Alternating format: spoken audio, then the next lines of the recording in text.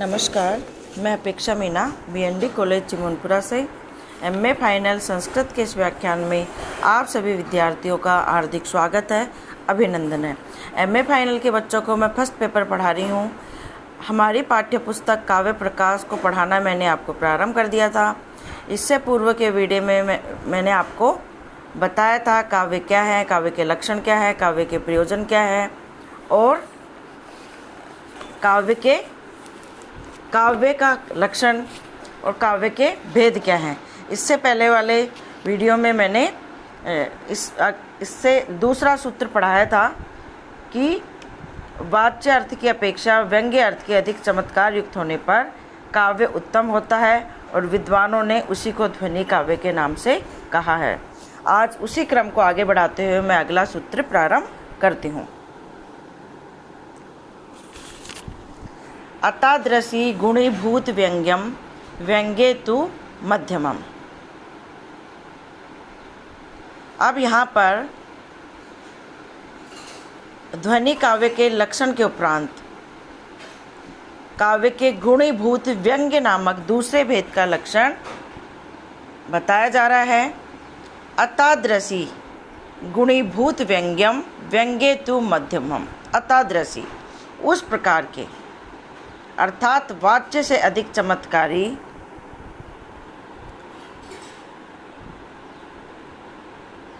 व्यंग्यम व्यंग्ये तु मध्यमम गुणीभूतम। अतादृशी उस प्रकार के अर्थात वैसा न होने पर अर्थात वाच्य से अधिक चमत्कारी व्यंग्य अर्थ के न होने पर गुणीभूत व्यंग्यम नामक दूसरे प्रकार का काव्य होता है तु मध्यमम, जो मध्यम काव्य कहा जाता है। देखिए, अतादृशी गुणीभूत व्यंग्यम व्यंग्ये तु मध्यमम। उस प्रकार के अर्थात वाच्य से अधिक चमत्कारी व्यंग्य अर्थ के न होने पर गुणीभूत व्यंग्य नामक दूसरे प्रकार का काव्य होता है, जो कि मध्यम काव्य कहा जाता है। अर्थात वैसा न होने पर या व्यंग्यार्थ के वाच्य से अधिक उत्तम न होने पर, क्या कह रहे हैं, वैसा न होने पर अर्थात व्यंग्य अर्थ के वाच्य से अधिक उत्तम न होने पर गुणीभूत व्यंग्य काव्य होता है, जो कि मध्यम काव्य कहा जाता है। अतादृशी वाच्या आदान अतिशायिनी यथा ग्राम तरुणम तरुण्या नवमंजुल मंजरी सनातकरम पश्यन्त्या भवती मुहुर्नितराम मलिना मुखच्छाया। यहाँ पर गुणीभूत व्यंग्य काव्य का उदाहरण बताते हुए कह रहे हैं,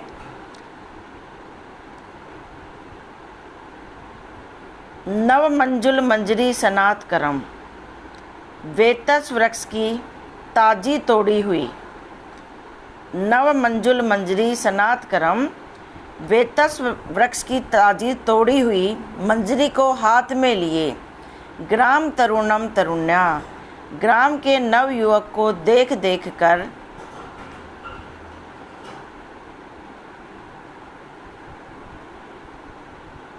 तरुणे के मुख की कांति मलिन होती जा रही है। वेतस वृक्ष की ताजी तोड़ी हुई मंजरी को हाथ में लिए हुए ग्राम के नव युवक को देख देख कर तरुणे के मुख की कांति मलिन होती जा रही है। यहाँ पर इस उदाहरण में अशोक या वेतस के लता ग्रह में संकेत देकर नहीं आई।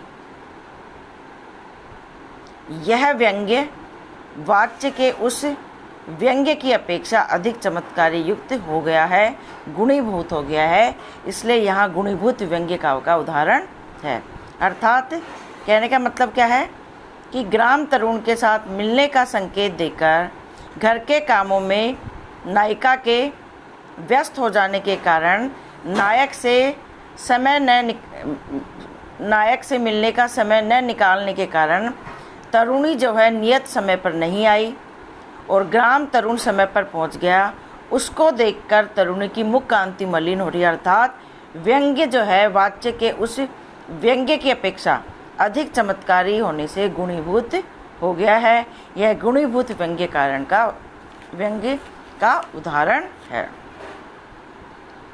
यहाँ ये भी संकेत मिलता है कि ग्राम तरुण, इस पद से यहाँ पर यह संकेत भी मिलता है कि ग्राम में एक ही तरुण है और अनेक युवतियों के द्वारा प्रार्थ्यमान होने से उसका दोबारा जल्दी मिलना कठिन है। इसलिए पश्चाताप का अतिशय यहाँ पर सूचित होता है। यहाँ व्यंग्य अर्थ की अपेक्षा वाच्य अर्थ के अधिक चमत्कारी होने से गुणीभूत व्यंग्य काव्य का उदाहरण है।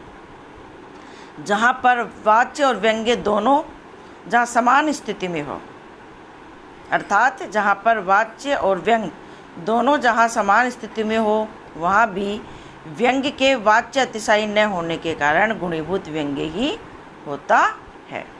तो यहाँ पर काव्य के दूसरे जो भेद है, गुणीभूत व्यंग्य का उदाहरण दिया गया है।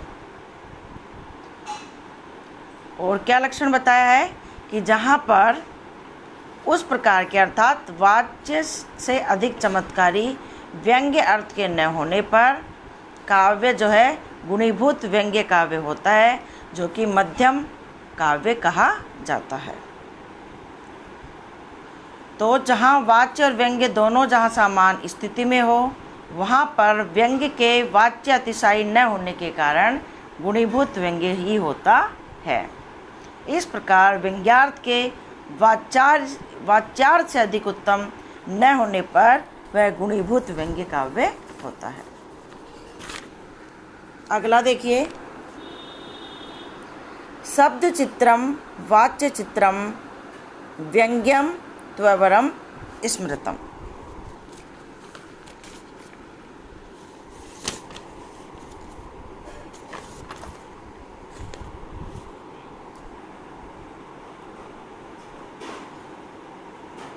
ध्वनि का लक्षण बताने के उपरांत काव्य के ध्वनि तथा गुणीभूत व्यंग्य रूप उत्तम तथा मध्यम भेदों के लक्षण व उदाहरण इससे पहले हमने पढ़ लिया है।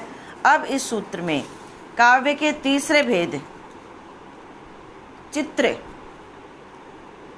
काव्य का लक्षण बताया जा रहा है। शब्द चित्रम वाच्य चित्रम व्यंग्यम त्वरम स्मृतम। व्यंग्य अर्थ से रहित, व्यंग्य अर्थ से रहित शब्द चित्रम वाच्य चित्रम, शब्द चित्र तथा अर्थ चित्र दो प्रकार का अधम काव्य कहा गया है। क्या कह रहे हैं कि व्यंग्य अर्थ से रहित, जहाँ पर व्यंग्य अर्थ नहीं हो, तो व्यंग्य अर्थ से रहित शब्द चित्र और अर्थ चित्र दो प्रकार का उत्तम काव्य कहा गया है।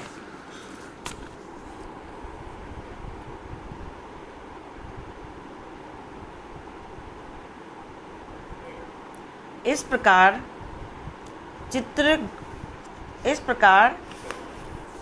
चित्र नाम गुण तथा अलंकार से युक्त हो, चित्र का अर्थ गुण तथा अलंकार से युक्त होने से है। अव्यंग्य का अभिप्राय यहाँ स्पष्ट रूप से व्यंग्य अर्थ से रहित काव्य है। तो इस प्रकार से इन्होंने शब्द चित्र और अर्थ चित्र दो जो है काव्य के भेद बताए हैं। यहाँ पर उनका उदाहरण भी बता रहे हैं। स्वच्छंदो छल दक्ष कच्छ कुहर इच्छा ते तरा अम्बु छटा मूर्छन मोह महर्ष हर्ष विहित स्नाना वहनी का पहाय वह विद्या उद्दय दुदार दुर्दुर्दरी दीर्घा दरिद्र द्रुम द्रोहो द्रेकम होर्मी मये दुर्मदा मंदाकिनी मंदे ताम।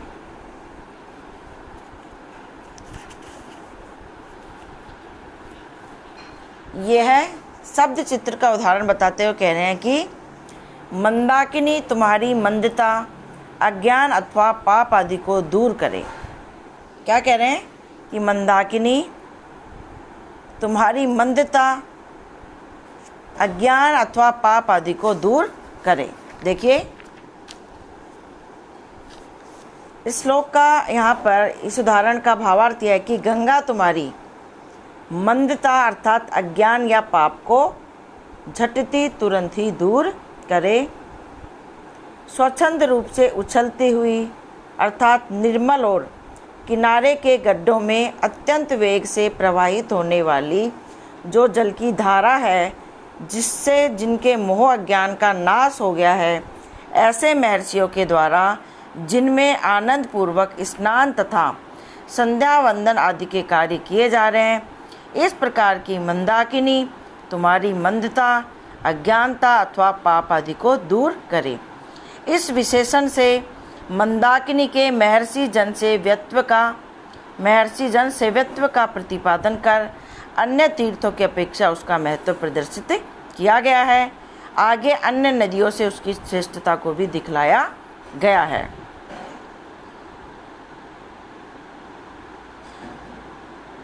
ऐसी नदी बताया गया जिनमें बड़े बड़े मेंढक दिखलाई पड़ रहे हैं। इस प्रकार की कंदराओं से युक्त और दीर्घकाय एवं अदरिद्र अर्थात बड़े ऊंचे तथा शाखा पत्र पुष्प आदि से लदे हुए जो वृक्ष, उनके गिराने के कारण, ध्रुव के कारण ऊपर उठने वाली बड़ी बड़ी लहरों से अत्यंत गर्भशालिनी गंगा तुम्हारे पाप या अज्ञान आदि को तुरंत नष्ट करे। यह चित्र काव्य का उदाहरण है जिसमें कि कोई व्यंग्यार्थ नहीं है, अपितु केवल शब्दों का अनुप्रास जन्य चमत्कार है। अतः यहाँ पर चित्र काव्य है। ये सारे यहाँ पर मंदाकिनी के विशेषण हैं और भाव यह है कि गंगा तुम्हारी मंदता को या अज्ञान या पाप को तुरंत ही नष्ट करे। और गंगा का विशेषण बताए गए हैं कि गंगा ऐसी ऐसी है जो कि स्वच्छंद रूप से उछलती हुई है, किनारे के गड्ढों से अत्यंत वेग से प्रभावित होने वाली उसकी जलधारा है, जिससे कि अज्ञान और मोह का नाश हो जाता है, जिसमें महर्षियों के द्वारा आनंद पूर्वक स्नान और संध्या वंदन आदि के कार्य किए जाते हैं। इस प्रकार के विशेषणों से युक्त जो गंगा है वो तुम्हारी मंदता या ज्ञान को दूर करे। और यहाँ पर मंदाकिनी को अन्य तीर्थों की अपेक्षा महत्व प्रदर्शित किया गया है और अन्य नदियों से उसकी श्रेष्ठता को दिखाया गया है। तो यहाँ पर इस श्लोक में कोई व्यंग्यार्थ नहीं है, अपितु केवल शब्दों का अनुप्रास जन्य चमत्कार है। तो यह उत्तम चित्र काव्य का उदाहरण है। अब यहाँ पर शब्द चित्र का उदाहरण, अर्थ चित्र का उदाहरण भी यहाँ पर। अब अर्थ चित्र का उदाहरण देखिए। विनिर्गतम मानद आत्म मंदिराद भवति उपसृत्य यदृच्छामि यम स संभ्रेम इंद्रदुत्पातिर अर्गला निमीलिताक्षिभ्याम अमरावती। अब अर्थ चित्र का उदाहरण देखिए। शत्रुओं के अभिमान को चूर करने वाले, शत्रुणाम मानम अभिमानम खति खंडियति मित्रेभ्य मान आदरम ददाति वा। तो देखिए शत्रुओं के अभिमान को चूर करने वाले जिस हैवग्रीव को यों ही घूमने के लिए युद्ध या अमरावती पर विजय करने के लिए नहीं, अपितु यों ही घूमने के लिए अपने महल से निकला हुआ सुनकर भी घबराए हुए इंद्र के द्वारा जिसकी अर्गला डाल दी गई है, इस प्रकार की इंद्र की राजधानी अमरावती नगरी रूपी नायिका ने भय से द्वार रूपी अपनी आंखें बंद सी कर ली है। अर्थ चित्र का क्या उदाहरण दिया गया है कि शत्रुओं के अभिमान को चूर करने वाले जिस हैग्रीव नामक हाथी ने यूं ही घूमने के लिए युद्ध या अमरावती पर आक्रमण करने के लिए नहीं, अपने महल से निकला हुआ सुनकर भी घबराए हुए इंद्र के द्वारा जिसकी अर्गला डाल दी गई है, इस प्रकार की इंद्र की राजधानी अमरावती ने अपने भय से द्वार रूपी आंखें मानो बंद सी कर ली है। यहाँ पर भिया निमालिताक्षी अमरावती जाता, अर्थात अमरावती ने मानो डर के मारे आंखें बंद कर ली है। यहाँ पर उत्प्रेक्षा अलंकार है और इस उत्प्रेक्षा में ही कवि का प्रधान रूप से तात्पर्य है। इसलिए यद्यपि वीर रस की प्रतीति हो सकती है, परंतु उसमें कवि का तात्पर्य न होने से इसको चित्रकाव्य में स्थान दिया गया है।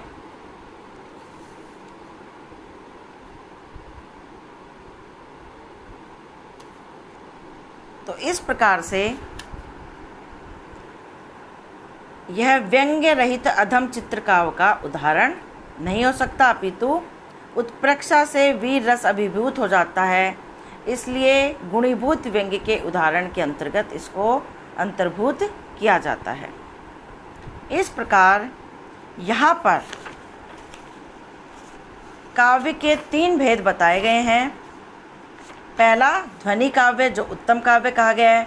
दूसरा गुणीभूत व्यंग्य काव्य, जिसको मध्यम काव्य कहा गया है। और जो तीसरा जो है उसके 2 भेद बताए गए हैं। चित्रकाव्य के जो है उसके 2 भेद बताए गए हैं और बताया गया है कि व्यंग्य अर्थ से रहित शब्द चित्र और अर्थ चित्र 2 प्रकार का काव्य कहा जाता है, जिसको अधम काव्य कहा गया है। चित्र काव्य उसे कहा गया है जहाँ व्यंग्य का सर्वथा अभाव होता है। इस प्रकार से ध्वनि काव्य उत्तम, गुणीभूत काव्य मध्यम और चित्र काव्य को अधम श्रेणी में रखा गया है। तो ध्वनि के यहाँ पर भेदों का वर्णन किया गया है। और इसी के साथ इस प्रकार हमने ये जो आज हमारा है प्रथम उल्लास, काव्य प्रकाश का जो प्रथम उल्लास है वो यहाँ खत्म होता है। और इससे पहले हमने प्रथम उल्लास में काव्य प्रकाशकार ने हमें सबसे पहले हमने मंगलाचरण पढ़ा, उसके बाद काव्य के प्रयोजन, काव्य के साधन, काव्य के लक्षण और उसके अनंतर काव्य का भेदों का वर्णन किया गया, जो कि हमने पढ़ लिए। ध्वनि काव्य, गुणीभूत व्यंग्य और चित्र काव्य, इस प्रकार हमने ये पढ़ लिया है। अब जो है अगले वीडियो में हम द्वितीय उल्लास से प्रारंभ करेंगे। तब तक के लिए आपसे अगले वीडियो में हमारी भेंट होगी। तब तक के लिए धन्यवाद।